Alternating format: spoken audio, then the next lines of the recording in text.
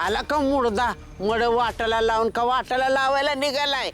हा मी बोंबलून बोंबलून कंटाळले की ह्या गावावर नरकीची ना ह्या राक्षसाची वाईट नजर पडली या. ह्याचा काहीतरी बंदोबस्त करा. ह्यानीच आहे ना त्या जामकरच्या बहिणीचं काहीतरी बरं वाईट केलं असणार आहे. लालीजी, ओ लालीजी, काय तुम्ही इथंच बसलाय? मी तुमची तिकडं.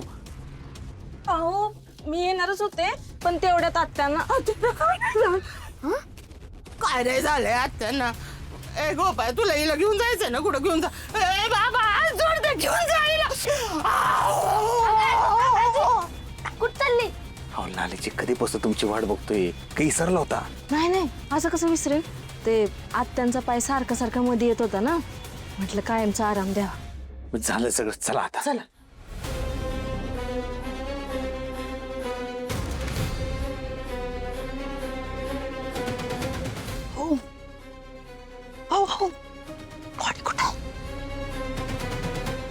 सांगतो.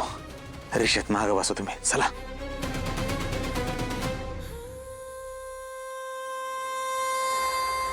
काय रे या बॅगेत? कसला घाण वास येतोय.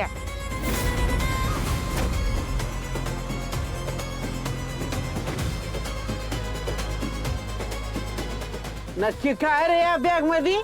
हा कोणाचा मुडदा पाडलाय का काय? जित्या, ए जित्या रे, तुझीच रिक्षा आहे नाही?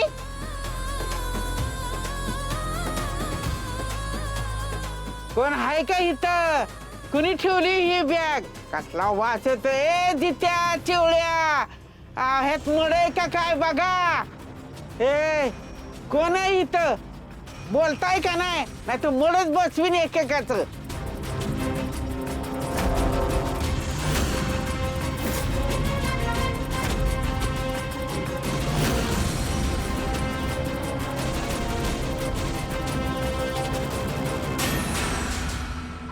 आजी अहो हा का कशाला मारताय?